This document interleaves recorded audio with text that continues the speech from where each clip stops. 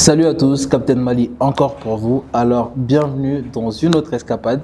Je viens tout juste d'être invité dans un podcast de Matou. Donc, par moment, je pourrais me sentir comme un invité ici alors que je suis celui qui convie. Alors, aujourd'hui, on est avec un homme très élégant. Ouais, il sourit déjà. On s'est connus tout à fait au hasard sur Facebook, sur les réseaux. Il fait beaucoup de posts, on va dire, dans l'humour et il fait aussi des posts sur le nerf de la guerre, c'est-à-dire l'argent. Il n'a pas beaucoup de complexes pour parler d'argent à longueur de journée, alors ça m'intriguait dès le départ. Moi, j'ai eu des discussions avec lui, je sais ce qu'il fait. Aujourd'hui, on va découvrir ensemble ce qu'il fait et qui il est. Bonsoir à tous. Moi, c'est Hama Elmaran Di Amirou Touré. Je suis un trader et analyste financier. Super. Trader et analyste financier. Si ça ne vous dit rien, ne vous inquiétez pas. À moi non plus, ça ne dit pas grand-chose. Alors, c'est quoi un trader et un analyste financier? Un analyste financier, en général, c'est quelqu'un qui peut prendre des données. Ok. Ça dépend dans quelle filière tu es en train de travailler. Okay. Donc, si tu es en train de travailler, par exemple, sur le stock market, Okay. tu peux être quelqu'un qui prend les données des différentes compagnies, tu les analyses, tu essaies de voir si cette compagnie va performer dans le futur. Et ensuite, tu donnes ces données-là à un trader. Okay. Et le trader il utilise ça pour faire des gains financiers. Et ça peut se faire également sur le marché des devises. Spécialement, moi, je suis un trader de Forex. Sur le marché des devises, c'est pareil aussi. On regarde les différentes devises, les différentes monnaies. On essaie de les analyser pour voir quelles sont les politiques monétaires des différents pays. Et en fonction de ça, on a des prédictions. Par exemple, si l'or doit monter dans le futur, je peux faire des prédictions pour dire que l'or va monter, ou bien si l'euro va descendre, ou bien si le dollar américain va prendre de la valeur, ainsi de suite, ainsi de suite. Et en fonction de ça, et après avoir fait des analyses, maintenant en tant que trader aussi, je peux me positionner sur les marchés financiers.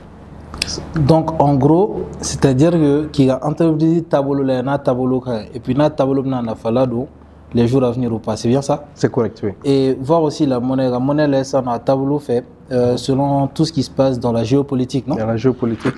Selon tout ce qui se passe dans la géopolitique, c'est-à-dire dans le monde en général, chaque événement qui se passe qui peut influencer, on va dire, un autre pays, d'État, d'un continent et qui va avoir des répercussions financières. C'est bien ça? C'est correct, oui. Donc, il utilise ça, ces mouvements-là que tout le monde fait pour gagner de l'argent. C'est comme ça qu'on peut le définir. On peut le dire comme ça, oui. Ok, mais qu'est-ce que tu as étudié de base avant d'arriver à ça? Déjà, j'aimerais parler un peu de comment D'abord, j'ai étudié aux États-Unis. D'accord. J'ai commencé, quand j'étais ici au Mali, j'avais fait un concours international. D'accord. Après, j'ai eu une bourse qui m'a amené là-bas. Aux États-Unis? Aux États-Unis. Donc, avant le trading, c'était une grosse tête? Bon, ou c'est toujours une grosse tête? Ça, c'est toi qui l'as dit. Et donc, du coup, quand je suis arrivé, on m'avait proposé une bourse sur computer engineering. Ok. Donc, déjà, sur l'informatique. Bon, c'est quelque chose que je n'ai pas aimé. Donc, j'ai décidé de quitter cette école parce que c'est la bourse que j'avais. Et je suis parti au collège parce que c'était nettement moins cher que l'université dans laquelle j'étais. Et donc, j'ai changé de filière. Tu réfléchis toujours en termes d'argent. Ben, c'est comme ça, la vie, il faut faire des calculs. Ok. Et donc, quand je suis parti au collège, je voulais faire l'ingénierie. J'ai fait génie électrique. Et j'ai eu mon associé en génie électrique. Okay. Après, j'ai eu une autre bourse pour aller étudier à Minnesota State University. Okay. Et je voulais continuer l'ingénierie là-bas. Mais j'ai trouvé que c'était vraiment très, très difficile pour moi, quoi. Non, et mais attends, quand tu as eu une bourse, c'est pas toi qui payais pour tes études de base, non? Non, mon père payait une partie. Okay. Et l'école payait une partie. Mais dans ce cas-ci, c'est pas toi qui paye. Comment tu calcules pourquoi tu calcules le collège et le prix de... Vu que c'est pas toi qui paye? Mais il faut être raisonnable dans la vie. C'est pas parce qu'il ne faut pas payer qu'il ne faut pas être raisonnable. On est d'accord? On est d'accord. Je tiens à préciser que mon père ne m'a jamais mis de pression par rapport aux études. Il m'a toujours supporté, il m'a toujours dit va étudier là où tu veux étudier. Lui, il va se charger de ça. Tout ce qu'il me demande, c'est d'apporter mon diplôme. Et un bon résultat. Et ça, c'est très important de mentionner ça parce que je dirais que c'est grâce à lui que je suis qui je suis. Parce qu'il ne m'a jamais mis de la pression à aller travailler, à aller faire quoi que ce soit. Il m'a juste dit, va, fais ce que tu as à faire, mais ramène-moi ton diplôme. C'est tout ce qu'il m'a demandé. D'accord. Donc, en fonction de moi-même, mes perceptions de la vie, j'ai fait ce que j'avais à faire. Justement, vu qu'on est là pour parler de tes perceptions de la vie, d'accord. Ensuite, quand tu as reçu une bourse pour aller au Minnesota College. Minnesota State University. Après, j'ai étudié là-bas. Oui. J'avais commencé l'ingénierie là-bas. Après, j'ai vu que ça ne me passionnait pas. Je ne pouvais pas continuer ça. J'ai changé, je suis parti étudier les finances. J'ai eu mon diplôme en finance. J'ai aussi fait quelques certificats, dont notamment un certificat de Harvard Business School Online. Ok. Et Quand donc, les gens entendent Harvard, ils ont les yeux, ils ont les grands yeux. non, c'est juste un certificat. Je ne suis pas réellement allé à Harvard. Ok. C'est un certificat de Harvard que j'ai Ok. fait en ligne, quoi. Ok. Ouais. Il était disponible pour tous ou il fallait un certain niveau? Non, tu dois appliquer pour ça. Mm. On regarde ta lettre de motivation. Si Ok. elle est acceptée, on peut te laisser faire le programme. On Mais ne check c'est pas payant, le hein, background c'est de pas ce que tu as étudié? Je ne pense pas. Je pense que c'est surtout la lettre de motivation qu'on regarde le plus. Et on paye pour ça? Oui, tu payes. Quand tu as accepté, tu payes. D'accord. Mhm. Et ça fait combien ça? Je ne me rappelle pas beaucoup. Mais je sais que ça vaut dans les millions quand même. Ça c'est sûr. J'imagine Harvard Business School. Harvard non? Business School Online. All right. Il faut ajouter le online là. Moi que les Maliens là viennent dire qu'il est parti direct là, étudier dans les campus. Je ne sais pas là-bas, étudier ça en ligne. Ok, N c'est qu'il est très ouvert sur les informations et il est aussi sincère sur les informations, mais ça on va y venir. Ok. C'est pas pour te jeter des fleurs, hein, c'est la réalité. D'accord. Alors, donc, comment tu avais d'autres passions écrites ou bien tu te disais juste que ça, c'était pas ce qui te convient en ce moment précis? Quand j'étais L'électricité. Bon, en fait, quand je faisais génie électrique, Mm. c'était juste sur coup de tête. Je voulais juste être L'ingénierie. je voulais juste être un ingénieur, quoi. Ok. Mais après, j'ai découvert que c'est pas vraiment là-bas que je dois être. Parce que je passais plus mon temps à faire des recherches sur la finance, comment devenir riche, comment devenir riche. J'ai dit, bon, tout l'argent du monde là, c'est trouve dans les finances. Il faut aller dans les finances. Ok. C'est ce qui m'a amené dans les finances. Et c'est quoi qui a été le déclic exactement? Dans toutes tes recherches, il y a une chose, est-ce qu'il y a une seule chose qui te revient en tête qui a fait le déclic? Pour dire qu'il faut aller en finance, Mm. j'ai échoué une classe de physique là. Ok. Si je te raconte cette histoire là, tu vas pas croire. Qu'est-ce qui J'étais en train de prendre une classe de physique avec des gens. Ok. Et on avait... Bon, tu sais, il y a beaucoup de nationalités, d'accord? Et cette classe, elle est tellement difficile, mais elle devait ouvrir d'autres classes, quoi. Ok. Et c'était la classe qui me fatiguait le plus. Mm. Et qu'est-ce qui s'est passé? Le professeur, il ne donne jamais de bonnes notes. C'est un professeur qui était très, très, très, très dur. Gros Donc, du shout-out coup- à monsieur Nejmi que j'ai eu à la fac en deuxième année. Personne n'a jamais eu la moyenne, monsieur, on se souviendra de vous. Donc, tu vois, donc lui, malheureusement pour lui, nous, on a eu son sujet Ouais. avant l'examen. Donc, il y a un élève qui nous a amené Comment le sujet est-ce que avant tu as l'examen. amené le Mali aux États-Unis? Attends, je te suis, tu vas comprendre. Tu vas Comment comprendre est-ce que l'histoire tu as tout de amené suite. le Mali aux États-Unis? Écoute C'est bien. le sujet qui fuite On là. avait le sujet entre les mains. Mm. Il y a un élève de la classe qui dit que non, lui, son père a payé pour ses études, lui, il ne peut pas nous suivre dans ça, lui, il va aller. Hey, nous, on veut passer seulement. Si tu ne veux pas regarder, il n'y a pas de problème, mais ne nous cause pas de problème. Ok. Maintenant, on a fait l'examen. Mm. Pratiquement toute la classe a eu la moyenne, quoi. Ok. Le professeur, il était choqué. Il n'avait jamais vu ça. Lui, dans sa classe, les gens n'ont pas la moyenne. Il n'y a que 2 personnes, 3 personnes qui ont. Mais cette fois-ci, tout le monde avait la moyenne, quoi. Sauf le gars qui a refusé de regarder avec nous. Ok. Bon, le gars, il se fâche. Il dit au professeur que nous, on avait le sujet. Le professeur dit que ça, c'est sûr qu'il y avait un problème, quoi. Que ça, ce n'est pas normal. Et donc, il dit de reprendre l'examen encore. Ok. Bon, j'ai échoué. Comme j'ai échoué, là. Comme prévu, quoi. Ouais. Et bon, moi, j'ai échoué. Donc, comme quand j'ai échoué, ça allait me mettre vraiment en retard. Cette classe qui ouvrait d'autres classes pour moi, Ouais. j'étais obligé de reprendre cette classe-là le semestre prochain et je ne pourrais pas prendre les classes que ça devait ouvrir. Wow. Donc, j'ai dit, bon, ok, maintenant, déjà, je n'aimais pas l'ingénierie. Maintenant, il faut que je. Non, parte. Bella, c'est ça. Voilà, il n'y a plus rien à faire, quoi. Il faut que je change de filière, quoi. Et ça, c'était vraiment mon déclic, quoi. J'ai dit, non, l'école, là, si je dois continuer l'école, il faut que ça se fasse dans quelque chose que je connais.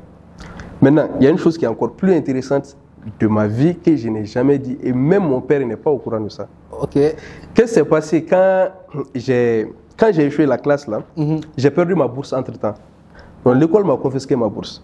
J'étais obligé de transférer dans une autre université, mais mon père n'était pas au courant de ça. Et là, quand j'ai transféré, je crois que j'ai fait un semestre là-bas. J'ai eu de très bonnes notes là-bas. Ouais. Après, je suis revenu encore dans mon université. Pour On avoir m'a la redonné ma bourse encore Ok. pour revenir. Mais ça, mon père n'a jamais su ça. Je ne l'ai jamais dit ça. Imagine qu'il ait su ça. Ça allait être un grand problème. Parce qu'il allait dire, ah ouais, maintenant, parce que imagine-toi aux États-Unis, les étudiants internationaux payent 2 fois plus cher que les 2 fois, voire 3 fois plus cher que les nationaux, quoi. C'est Tu vois. logique. Et donc, si moi je restais dans mon université, il n'y avait pas moyen pour moi de payer ça comme ça. Ouais. Donc, le fait que j'ai changé d'université, les coûts ont baissé, mais j'ai pu gérer ça, je savais comment gérer ça. Mais quand ma bourse est revenue, ça c'est important parce que dans la vie, il faut être responsable. Ouais. Je tiens toujours à dire ça. Quand tu fais des bêtises, il faut t'assumer. C'est vrai. Et donc là, tu vois, c'est quelque chose qui est passé, mon père n'a jamais su ça. Voilà, personne ne parle de ça. Ok. Mais ça, c'est ma vie, je sais. Parce que ça s'est bien passé. Oui, parce que ça s'est bien passé, on va dire ça aussi. D'accord, donc ensuite, est-ce que tu avais cherché des moyens, est-ce que tu avais cherché des petits boulots entre-temps? Est-ce que tu avais cherché à se faire de l'argent, vu que tu aimais beaucoup ça? Si, moi, mon histoire, si tu veux, depuis 2016, j'avais déjà commencé à m'intéresser à comment faire de l'argent, spécialement en ligne, je faisais des recherches. Pourquoi ce déclic est venu très tôt dans ma vie? C'est que quand je suis arrivé aux États-Unis en 2015, mes parents étaient partis à la Mecque. Ma mère, mon père et puis ma grande soeur. Et c'est l'année de l'accident, non? Voilà, tu te rappelles? Donc nous, on a fait 3 jours sans nouvelles de mes parents. Et donc là, ça m'avait vraiment stressé, quoi. Je me disais, bon, ok, regarde ça. Si ton père n'est plus là, qui va payer pour tes études, en fait? Et tu as des petits frères qui sont à la maison. Donc toi, ton indépendance financière, tu dois le chercher très, très vite. Tu es l'aîné? Oui, je suis l'aîné. Donc là, tout d'un coup, le déclic est venu. J'ai dit, oh, ok, ça... Parce que dans la vie, il faut être prévoyant, quoi. C'est vrai. Si quelque chose arrive de mal, vous allez pleurer, mais comment vous allez survivre? Il faut anticiper. Je ne savais pas le nombre de temps que ça allait me prendre pour devenir financièrement indépendant, mais je savais que je dois me mettre sur ce chemin-là. Sur cette voie-là. Voilà, et ne pas être surpris au cas où quelque chose de mauvais va arriver, quoi. Tu vois. Et donc, c'est là mon déclic a commencé. Bon, on dit quand tu cherches, Dieu va mettre des gens sur ton chemin pour t'accompagner. D'accord, j'ai fait la découverte de beaucoup de choses, dont notamment j'ai fait beaucoup de petits. Et Dieu a mis qui sur ton chemin de spécial que tu Je dirais mon premier mentor était un Indien. Okay. Il était dans une compagnie qui s'appelle Amway Corporation. Amway, je ne sais pas si tu connais, ils vendent des produits. C'est les gens comme Kinet là. Non, pas comme Kinet. On va dire, c'est quelle compagnie ici au Mali qui est bien, qui fait ça là? Les gens de Longrich. Longrich. C'est à peu près comme Longrich, mais Amway, ils sont vraiment les premiers dans le monde. En fait, ils t'amènent des produits. Ce que moi j'ai compris, pour la petite histoire, j'étais à la fac.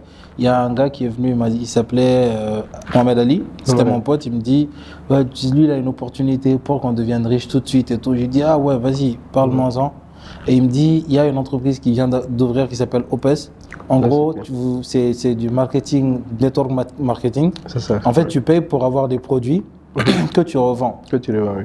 Donc ensuite, il va te suggérer, on ne va pas te le dire directement, on va te suggérer que tu peux multiplier tes gains en faisant adhérer d'autres gens.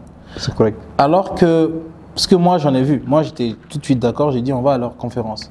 On part à leur conférence, je vois qu'effectivement c'est ça, je cherche à découvrir les produits et j'ai vu que c'est des produits qui sont invendables en fait. Ok. On nous donne des produits limite invendables et on nous pousse plus en fait, dans notre subconscient, à aller chercher, à nous pencher sur la partie referring. Referring, oui, c'est correct. Et quand je suis parti, le gars, il expliquait tout, absolument tout, sauf le fonctionnement réel de la chose. Il disait, quand lui, il était enfant, sa mère pleurait, lui, il avait des problèmes de chaussures. Et moi, I don't buy that shit. Success story, quoi. Tu vois, moi, franchement, les success stories, là, moi, ça rentre pas. Tu vois, c'est ton problème, tu vois. Donc, moi, j'ai dit, mais Ali, quand est-ce qu'il nous parle de ce qu'on doit faire pour gagner de l'argent, pour raconter ce que lui raconte là? Il dit, non, en fait, c'est ça, il faut suivre le processus. J'ai trouvé l'histoire floue, j'ai dit, bro. Toi, tu n'es plus intéressé. Donc, quand tu me dis Longrich, j'ai un peu peur, tu vois. Je dis, c'est des gens qui te font payer cher pour les produits qu'ils savent qui sont très difficiles à vendre. Et ensuite, ils te poussent. En fait, tu es coincé maintenant pour récupérer ton argent, tu dois faire adhérer d'autres gens. Est-ce que c'est comme ça? Bon, je ne vais pas m'aventurer dans le business de Longrich, mais je pense, indépendamment de leur méthode de faire le business, les produits sont de qualité. Parce qu'il y en a que moi-même j'utilise personnellement. Donc je sais que c'est des produits de qualité. Mais on ne va pas s'aventurer dans ça parce que ce n'est pas mon domaine. Donc il m'a fait rentrer dans Amway. Exactement comme tu l'as dit, on achetait les produits pour nous-mêmes d'abord. Ensuite, on faisait entrer d'autres personnes qui allaient faire exactement la même chose. Mais vous vendiez? Vous devez vendre les produits? Oui, on devait vendre les produits. Sauf que pourquoi j'ai trouvé cette partie très intéressante, je trouve que ça m'a beaucoup formé dans ma vie, c'est que j'ai eu à rencontrer d'autres personnes qui étaient dans des choses que je ne connaissais pas. Étant au Mali ici, je n'avais jamais été exposé à ça. Par exemple, de là-bas, j'ai vu des jeunes de 18-19 ans qui avaient commencé à avoir énormément d'argent. Donc moi, alors que quand j'ai quitté au Mali ici, tout ce que je savais, c'est que tu vas à l'école, tu finis d'étudier, tu reviens, on te donne un bon job et puis tu vas faire ta vie. Si tu as la chance d'avoir de l'argent, tu auras de l'argent. Mais l'entrepreneuriat n'était pas, c'était quelque chose qui ne m'intéressait pas. C'est vrai que dans notre éducation au Mali, je trouve que l'argent est trop laissé pour l'aléatoire. Exactement, c'est trop laissé pour l'aléatoire. Donc ce qui fait que quand j'ai commencé à rencontrer ces gens qui parlaient un peu de leur vie, qui expliquaient comment ils sont arrivés là où ils sont arrivés, les genres de livres qu'ils lisaient. Donc je me disais, bon ok, Amway, peut-être je ne vais pas faire d'argent dans Amway, Mais l'éducation que je reçois de Amway va me former en tant que personne. C'est pourquoi, d'ailleurs, moi, je conseille à tous les jeunes qui ont la chance d'intégrer ces genres de réseau de le faire, quoi. Même si tu ne le fais pas pour gagner de l'argent, fais-le pour gagner de l'expérience. Ce sera ton petit stage, en fait. Voilà, fais ça comme un petit. Ça va te permettre, en réalité, non seulement de communiquer avec les gens, d'élargir ton réseau et d'apprendre des choses que tu ne savais pas. Tu peux rencontrer quelqu'un d'Amway, mais qui ne fait pas que Amway. Tu vas te dire qu'il fait d'autres business et ça peut t'aider aussi. Peut-être que tu vas t'intéresser à ça. C'est vrai, le réseautage. Voilà, et donc de Amway, j'ai rencontré un autre Malien. Je ne sais pas si tu le connais, c'est le fils de M. Sanogo. Sanogo qui est un politicien là. Il a à Sikasso, je crois. Bah, peut-être le fils, je connaîtrais, mais la politique et Son moi, fils s'appelle Bako, Kakuta Sanogo. Non, je ne le connais pas. Lui, mon premier mentor malien, c'était Bako. Lui aussi, il était dans Amway. Oui. Il a quitté Amway pour aller pour une autre compagnie. Ok. Et alors, j'ai voulu le nom de la compagnie. Il était commercial, lui, il vendait, c'est ça? Oui, bon, c'est la même chose comme Amway. Hein. C'est juste qu'eux, ils étaient dans l'électricité, avec la dérégulation de l'électricité aux États-Unis là. Ambit, sa compagnie s'appelle Ambit. Donc lui, il était très bien placé dans Ambit. Le rang qu'il avait, la majeure partie des gens qui étaient dans Ambit, qui avaient son rang à lui, étaient des millionnaires en dollars. Wow. Donc lui, quand on appelait les gens sur le, sur le podium, c'est vrai, on ne les classifiait pas comme millionnaires, mais le rang qu'il avait... Like it's a millionaire ranked. Voilà, exactement. Donc tu peux atteindre le rang sans être millionnaire. Ouais. Mais peut-être avec le temps, tu vas être millionnaire. Mais on se dit que c'est quand même dans un milieu de millionnaires. En fait. Exactement. Donc lui, il y avait... Peut-être s'il n'était pas arrivé, il n'était pas loin. Ouais. Donc ça, déjà, je trouve que ça, c'est très important. Avoir quelqu'un qui a de la crédibilité, qui est déjà dedans et qui sait comment transmettre son savoir. S'il est arrivé là-bas, ça veut dire qu'il connaît quelque chose que je ne connais pas. Certainement. Donc j'ai dit, ok, il faut être un bon étudiant. C'est très important. Ouais. Donc je l'ai suivi. C'est quelqu'un qui m'a amené à beaucoup d'endroits. Ouais, chaque fois qu'il a des rencontres, spécialement au Texas, il m'appelait, il me disait, ah Amirou, je vais là-bas, viens avec moi. Je l'accompagnais, il y avait son équipe, tout ça, on passait des heures à parler au téléphone. C'est quelqu'un qui a eu vraiment beaucoup d'impact sur ma vie. Ouais. Ça, je donne crédit à Bako pour ça. Il a eu vraiment beaucoup d'impact sur ma vie. Bon, ça fait très longtemps qu'on ne se parle pas, mais je pense qu'il est ici au Mali maintenant. D'accord. Lui, depuis, il est devenu indépendant il y a très longtemps. Hein. Il faisait les va-et-vient entre le Mali et puis de ce que je sais de lui, quoi. D'accord. Tu vois, après, il est venu, il s'est remarié ici, après, il va au champ, tout ça. Donc, je pense actuellement qu'il doit être au Mali. J'espère que tout continue de bien fonctionner pour lui comme ça le faisait au départ. Et c'est lui qui m'a conseillé d'aller à Minnesota State University quand j'étais en train de choisir entre mes universités. Parce que j'avais 2 bourses. J'avais une bourse dans... Comment s'appelle l'État là? Il y a un État en Amérique où ils ont les meilleurs... Les gens qui font génie électrique là, ils sont meilleurs là-bas. Quand tu finis là-bas seulement... c'est pas là où il y a MIT, Massachusetts? Non, ça c'est pas Massachusetts. C'est dans un État là. Ça doit être vers le Nevada comme ça. J'ai oublié le nom. Et si c'est pas Utah? Ok, je connais pas. Bon, je me rappelle plus trop. Je connais pas du tout. Je pense que le nom de l'université était Torero University, quelque chose comme ça. Ok. Du coup, je pense qu'il y a une Malienne qui était là-bas. La fille, je pense qu'elle avait étudié à Castor. Parce que quand je voulais aller, j'avais demandé des informations. On m'avait dit qu'il y a une fille qui est là-bas, tout ça. Eux, ils m'avaient ouvert. Cette université m'avait donné une bourse. Et Minnesota State University aussi m'avait donné une bourse. Donc, avec les avis de différentes personnes, il y avait aussi mon ami là, Youssouf Nabelo aussi qui était au Minnesota. J'ai dit, bon, le choix, il est vite fait. Donc, j'ai présenté les opportunités à mon père. Bien sûr, j'avais beaucoup plus de bourses de l'autre côté qui est Minnesota. Mais mon père, il m'a dit, bon, tu sais, je ne vais pas choisir pour toi. Prends ce que tu veux, je vais t'accompagner. J'ai dit, ok. Il dit, plus rien. J'ai dit, ok, il faut partir au Minnesota. C'est normal. Et donc là, j'ai décidé de partir au Minnesota, sachant que je ne savais pas à quoi ça ressemblait le Minnesota. Si je savais là... ça ressemblait à quoi? Non, c'est une brousse. Non. C'était complètement différent de là où toi tu venais. Non, complètement. C'est comme si tu quittes la grande ville pour aller pour un village, quoi. Parce que c'est une ville vraiment universitaire. Il n'y a rien là-bas à part l'université. Tu vois. Donc, Nabelo, il m'a dit de venir. Je suis parti là-bas. Il voulait une compagnie. Ouais, il avait besoin d'un... Et pour dire vrai, il n'y avait pas beaucoup de Maliens là-bas. Quand j'étais là-bas, il y avait peut-être 4-5 Maliens seulement. Et toute cette grande université, il n'y avait que nous là-bas. Donc forcément, ça allait être intéressant pour lui de m'avoir à côté. C'est vrai. Et donc de là-bas, avec les Bako, j'ai appris beaucoup de choses. Après, j'ai fait beaucoup d'autres recherches. Je suis tombé sur le trading, je suis tombé sur le dropshipping. Sûrement, tu connais le dropshipping. J'ai commencé par le dropshipping d'abord. J'ai échoué dedans. Tu faisais du dropshipping? Oui, j'ai échoué. Tu vendais quoi? Tout ce que tu trouvais. Tu sais, je n'avais pas d'expérience. Ok. Donc, je regardais l'histoire des autres, j'essayais de copier, mais je ne savais pas comment ça fonctionnait en vrai. J'ai essayé ça pendant un petit bout de temps, ça ne m'a pas donné grand-chose.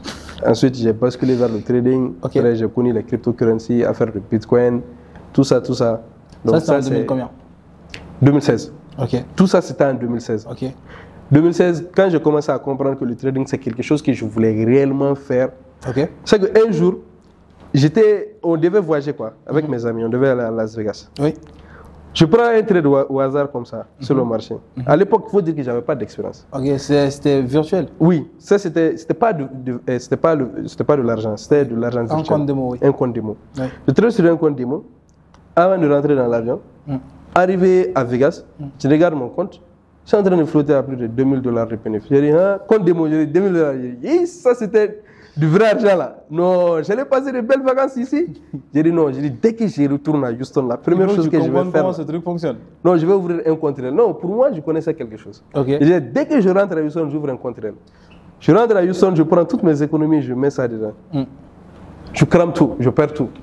Combien? C'était combien? Non, c'était un truc de $500 comme ça. Il faut avouer que je suis arrivé en Amérique en 2015. Ok. Donc $500 pour des économies, pour quelqu'un qui son père nourrit, c'est beaucoup d'argent. Ah. Ouais, d'accord. Donc je mets ça et puis je perds ça. J'ai dit, bon, ok. Là, j'ai besoin de connaissances. À ce stade, ce n'est pas bon parce que je pensais que je connaissais quelque chose. Mais quand mes émotions étaient confronté à la enlevées, réalité. j'ai été confronté à la réalité et puis je suis revenu à l'état. Une petite question. Au moment où tu perdais ça, c'était quoi le trading pour toi? Une façon de devenir riche très vite. Maintenant, c'est quoi le trading pour toi? Le trading, c'est de l'expérience et de l'expertise. Aujourd'hui, quelqu'un qui dit qu'il vit du trading, c'est quelqu'un qui a une connaissance qui peut être testée. Par exemple, toi, tu vas me poser beaucoup de questions sur l'économie. Aujourd'hui, je peux m'asseoir avec des banquiers, parler de ce qui se passe dans le monde, comment cela va affecter les différentes devises. Avant, tout ce que j'avais, c'était juste un ordinateur, un téléphone. Je regardais le graphe monter et descendre. Je pensais que c'était de l'aléatoire. De l'aléatoire. Je ne savais pas que tu avais besoin d'un bagage intellectuel réellement pour faire ça, quoi. Okay. Donc ça, c'est vraiment la grande différence. Aujourd'hui, si tu me dis que tu veux faire le trading, je me dis que ça va te prendre au moins 2-3 ans avant de bien comprendre quelque chose et avoir de l'expérience. Mais si tu me dis 6 mois, je te dis, il faut faire attention. C'est pas ce que tu crois, ce n'est pas ce que tu penses. Et ceux qui veulent devenir riches du jour au lendemain? Ça n'existe pas. L'argent facile, ça n'existe pas. D'accord. Et ensuite, quand tu t'es retrouvé au Minnesota University, c'était pour les finances? C'était pour D'abord, j'ai commencé par l'ingénierie. Ok. Dès que j'ai quitté ça, j'ai commencé à faire les finances. Ok. Et donc là, comme je faisais déjà du trading, je commençais déjà à m'intéresser au trading. Je faisais des recherches, je faisais des formations à côté. Ok. Il faut dire que j'ai fait beaucoup de formations indépendantes de l'école. Ok. On dit, il y a un adage qui dit que l'éducation formelle va te donner un salaire, mais l'éducation à travers être autodidacte, l'éducation personnelle va te rendre riche. Ouais. Et ça, c'est une réalité. Quand tu regardes vraiment dans la vie, tu vas voir les gens qui ont réussi. C'est les gens qui ont pris le temps de développer des compétences. Des compétences autres que l'école ne donne. Moi, je dirais même pas forcément autres que l'école. Moi, je pense que les gens qui réussissent en général, c'est les gens qui prennent le temps de cultiver une compétence, mais à son maximum. À son maximum. Je suis parfaitement d'accord avec toi. L'école te donne juste ce qui est général. C'est vrai. Maintenant, si tu veux pousser les études, il faut aller chercher les gens qui l'ont déjà fait. De l'autre côté, ce qui est très intéressant, c'est que tu parles beaucoup d'indépendance financière, mais aujourd'hui, quand les gens parlent d'indépendance financière, ils parlent forcément d'entrepreneuriat. Et tu n'as pas une seule fois mentionné l'entrepreneuriat ici, en fait. C'est correct. Parce que je pense que quelqu'un peut être financièrement indépendant sans être un entrepreneur. Il y a beaucoup de personnes aujourd'hui au Mali qui travaillent dans les services publics. Ok. S'ils veulent aujourd'hui, ils peuvent décider d'arrêter de travailler. Mais ces gens sont souvent là-bas pour le prestige qu'ils ont, indépendamment du salaire qu'ils reçoivent. D'accord. Je peux te donner un exemple. Moi, par exemple, je peux travailler pour une grande société. Toi, tu peux être mon ami, tu as des marchés, tu as besoin de marché. Moi, je peux parler à quelqu'un d'autre et lui dire, donne le marché à celui-là, aide-lui à avoir ce marché. Et cette personne va me respecter parce qu'il connaît ma position au niveau de l'État. Sur le service. Voilà. Alors que si j'étais, par exemple, si j'étais un retraité, cette personne n'allait pas me faire cette même faveur. Tu vois. Et tu as beaucoup d'avantages étant à certains postes. Ce n'est pas l'argent qui motive ces genres de personnes-là. Mais tu veux dire que quoi? Ces gens-là gagnent plus d'argent dans un hustle à côté, dans un autre travail, ou bien ces gens-là Pardon, ils ont trop gagné directement de leur salaire. Qu'est-ce que tu veux dire exactement? Non, ces gens, ils ont beaucoup d'autres activités à côté. Okay. Soit ils font des investissements, soit ils ont des champs, ils ont beaucoup d'autres activités à côté. Ce n'est pas seulement l'argent du service qui les paye, quoi. Donc tu penses qu'on n'a pas forcément besoin d'être entrepreneur pour devenir riche? À mon avis, non. Comment tu définis la richesse en général? Bon, beaucoup de personnes ont différentes définitions de la richesse. Pour moi, la richesse ne concerne pas seulement l'argent. Pour moi, la richesse, ça peut concerner le temps. Par exemple, tu peux être suffisamment riche, tu peux avoir suffisamment d'argent, oui. Mais si tu n'as pas le temps, tu n'es pas riche. Si tu n'as pas de santé, tu n'es pas riche. Toi, par exemple, si toi tu as un boulot qui te paye, par exemple, 10 millions par mois, mais que tu dois travailler du lundi au samedi à 22 heures, tu n'as pas de vie de famille. Non. Est-ce que ta richesse en réalité, est-ce que ça te sert? Les gens ont différentes interprétations. Mais moi, pour moi, ça, ce n'est pas la richesse. Ensuite, même si on te paye 10 millions par mois, si demain tu arrêtes de travailler et qu'il n'y a plus d'argent qui rentre, est-ce que tu es riche? Est-ce que réellement tu as de l'argent? C'est discutable à plusieurs niveaux. Je dirais juste que ton train de vie sera à un certain niveau et si on coupe un robinet complètement, ça risque d'être compliqué. Même si ce n'est pas tout de suite, ça sera compliqué. Exactement. Donc les gens que moi je considère être riches, et dans le processus, leur niveau de vie est déjà assuré par des sources de revenus qui ne dépendent pas d'eux. Okay. D'accord? Par exemple, on dit généralement les vrais millionnaires. Un vrai millionnaire a 7 sources de revenus. Cite-moi un vrai millionnaire pour toi. Un vrai millionnaire, c'est quelqu'un qui a 7 sources de revenus. Non, je veux un nom. Le nom d'une personne que tu considères riche. Au Mali, ici, il y en a beaucoup, mais je préfère pas donner de nom. Mais ça, c'est au Mali, il y en a beaucoup, il y en a plein, mais je préfère pas donner de nom. Parce que ici aussi au Mali, c'est différent comme dans les pays développés. Dans les pays développés, tu peux savoir qu'est-ce que quelqu'un a dans son portfolio, combien la personne vaut, en regardant seulement la bourse, des trucs du genre comme ça. Tu peux faire suffisamment de recherche, savoir ce genre d'informations. Ici au Mali, tu ne peux pas faire ça en fait. Mais il y a des gens qui ont des standards de vie, tu peux avoir une idée de s'ils sont réellement financièrement indépendants ou pas. Mais règle générale pour moi, quelqu'un qui est 100% indépendant financièrement et qu'on peut considérer comme quelqu'un de riche, c'est quelqu'un qui a 7 sources de revenus. 7 sources de revenus. Et chaque source de revenus doit être capable de payer ton niveau de vie par mois. Donc de telle façon, donc, même si tu as 2, 3 qui... En fait, pour toi, la vraie richesse, c'est être en chat, de pouvoir mourir 7 fois. Bon, si tu veux. En tout cas, tu dois être suffisamment blindé de telle façon. Ce n'est pas avoir, par exemple, 100 millions à la banque, 200 millions, ce n'est pas ça. C'est d'avoir une source de revenus qui rentre chaque mois. Le cash flow. Si tu as un cash flow positif et qui peut prendre ton niveau de vie en charge avec un surplus, tu es financièrement indépendant. Donc en gros, le cash flow, c'est le flux d'argent qui rentre. C'est ça ou qui sort aussi.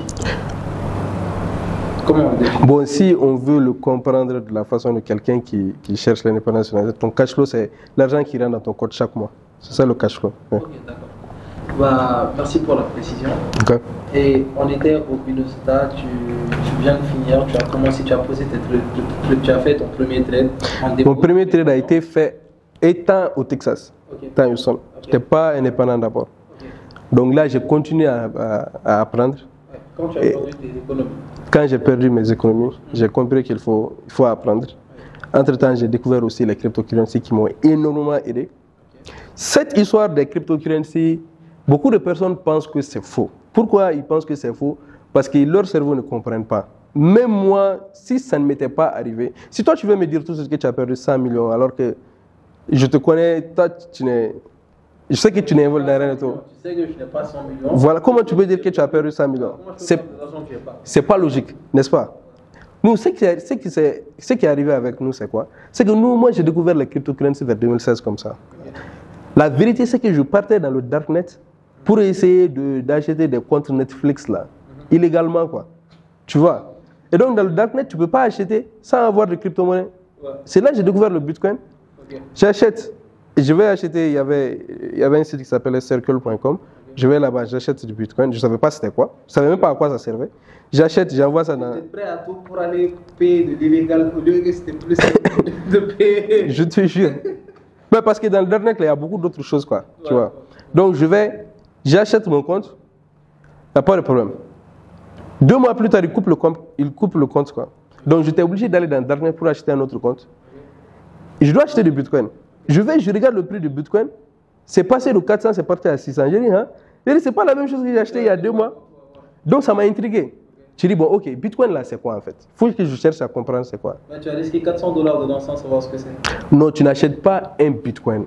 Tu achètes une fraction de Bitcoin. Okay. Ma transaction, c'était un truc de $20-30 comme ça. Okay. Tu vois. Donc, après, j'ai vu que c'est monté. J'ai dit, il faut que je cherche à savoir ça là, c'est quoi. Parce que si j'avais mis vraiment $400, aujourd'hui, ça allait être $600, je pouvais revendre. J'ai dit, bon, ok. Donc, j'ai commencé à faire des recherches sur Bitcoin. J'ai étudié un peu la technologie. J'ai compris qu'il y avait beaucoup d'autres cryptocurrencies qui n'étaient pas seulement du Bitcoin. Et donc, qu'est-ce que j'ai fait? Il y a mes autres amis aussi, je les ai un peu parlé de ça. Eux aussi, ils ont commencé à faire des recherches. On a découvert qu'il y a d'autres sites sur lesquels on vend des crypto-monnaies qui n'est pas seulement là où moi je l'ai acheté. On a ouvert des comptes là-bas. Tout le monde a commencé à acheter du Bitcoin petit à petit. On a acheté d'autres crypto-monnaies.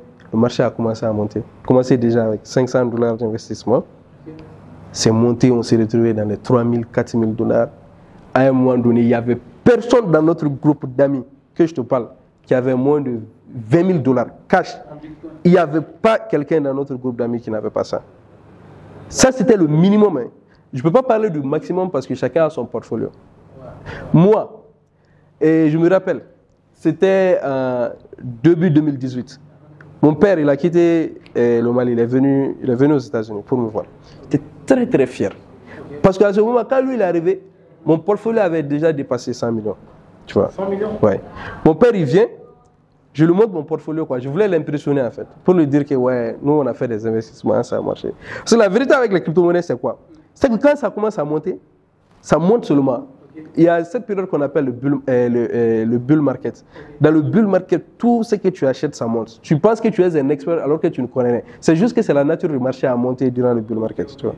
Donc lui, il est venu, il m'a dit, je lui ai montré mon portfolio. Il était content, mais il n'était pas surpris, il n'était pas impressionné. Ça m'a intrigué, quoi.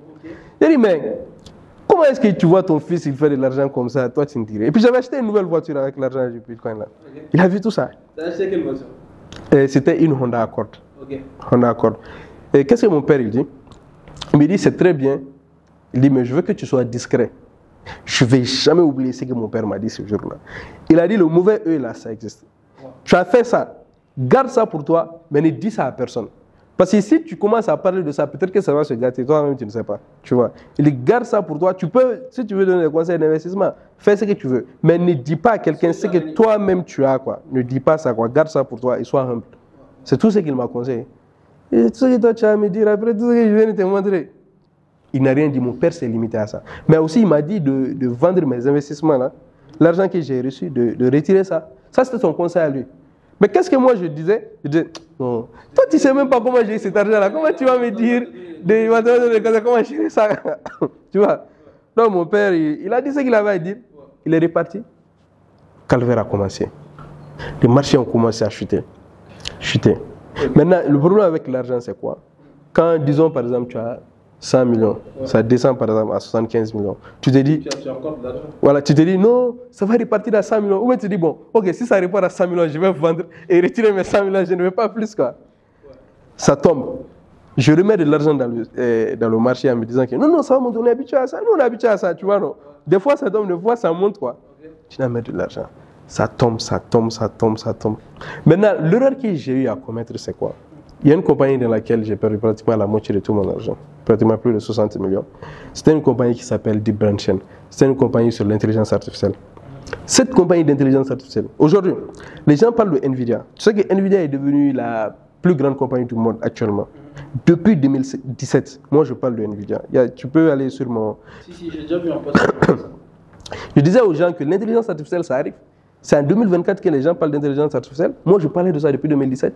Et j'avais pris tous mes investissements, la majeure partie de mes investissements, j'avais mis ça sur... Voilà, dans une compagnie d'intelligence artificielle qui allait être compétiteur avec Nvidia. Je me disais, Nvidia, je l'ai déjà raté. Voilà.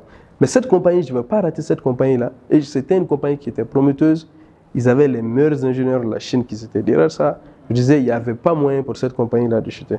Donc, j'étais bon dans l'industrie, mais j'ai misé sur la mauvaise compagnie. Tu vois. Et ça m'a coûté pratiquement tout ce que j'avais. Et c'était ça, c'était le plus grand, comment on appelle ça, downfall de ma vie, quoi. Tu vois. Ça m'a rendu humble. Pourquoi? Parce que les mois qui suivaient, avec un de mes amis, lui aussi, il avait fait beaucoup d'argent, on avait pratiquement les mêmes portfolios. On s'était dit que, ouais, vers le mois de mai, vers mon anniversaire, on allait s'acheter de nouvelles voitures pour flexer, quoi. Moi, je pensais au gelé, je disais, je vais m'acheter une gelée. Lui, il a dit, non, ça c'est trop extravagant, on va acheter des C300, il n'y a pas de problème. L'homme parle, Dieu aussi a son plan, ça. Dieu dispose, en fait. Bro, yo, tu as fermé ma bouche.